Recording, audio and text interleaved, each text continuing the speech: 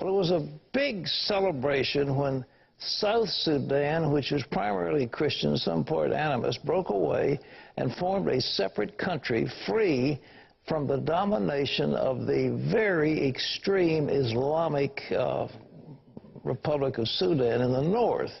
Well, the Islamic regime isn't stopping. They're launching a brutal assault now against Christians in an area known as the Nuba Mountains. That includes airstrikes. They've got these Antonov airplanes, and they come in there and they attack churches and houses and even schools. Brutal, absolutely brutal by the so-called peaceful followers of Islam. Gary Lane has the story of this growing tragedy and what Operation Blessing is doing to help those beleaguered people in the Nuba Mountains. It's a new humanitarian crisis.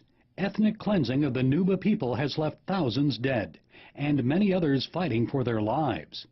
The Nuba Mountains are home to one of Sudan's largest Christian communities. They're being tormented by daily airstrikes and house-to-house raids from President Omar Bashir's armed forces. Bashir is an indicted war criminal for the genocide in Darfur. Virginia Congressman Frank Wolf says it's important the church in the West stands up for these persecuted Christians. I think the church in the West has to really do a better job of advocating for the persecuted church. Well, if anything, hopefully this hearing can motivate not only the administration, but also the church, the leaders of all the denominations, to come together for advocate for this. Bashir's soldiers are reportedly burning down churches. Bishop Andudu is from Sudan's South Kordofan. He also testified to the devastation that happened at his diocese. My house was shot with the guns, and my chaplain was able to escape through the window. And also my offices and cyber cafe was burned down, and cathedral as well. Brad Phillips is with the Persecution Project Foundation. He's just returned from the Nuba Mountains. He testified before U.S. congressional leaders that aid access to the region is limited.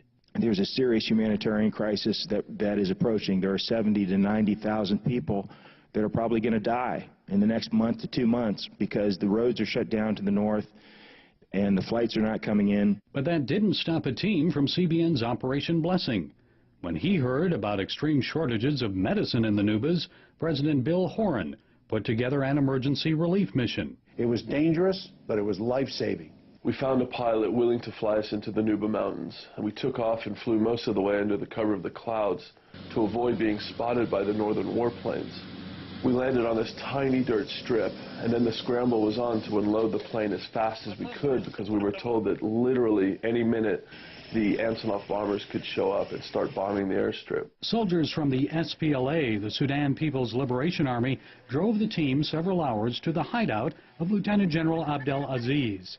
Aziz directs the liberation movement in the Nuba Mountains. The National Congress Party of Khartoum have declared jihad, Islamic jihad, on all the Nuba, whether you are Muslim, whether you are Christian. Nuba did not go and attack Khartoum. Nuba did not go and take anything from Khartoum. And instead, Khartoum is the one exploiting the area. They are taking the oil. This is the only oil producing state in the north, in the remaining part of the country. The people of the Nuba Mountains enjoyed a 6-year period of relative peace after the signing of the North-South Peace Agreement in 2005. That ended last June when the northern government attacked the Nuba capital city of Kadugli. Operation Blessing's Bill Horan was shown some of the destruction. A school was actually targeted, a school that was filled with children in school, in session. 2 huge bombs, thank God they missed, but not by much. 2 giant craters in the soil, but it was close enough to the school that some shrapnel fell and penetrated the walls of some of the school buildings. 1 child was killed and a whole group of children were injured. Who in the world would target on purpose children? What relief was delivered by Operation Blessing? An emergency health kit containing enough medicine and medical supplies to establish a much-needed health clinic that will serve 10,000 Nubian people for 90 days.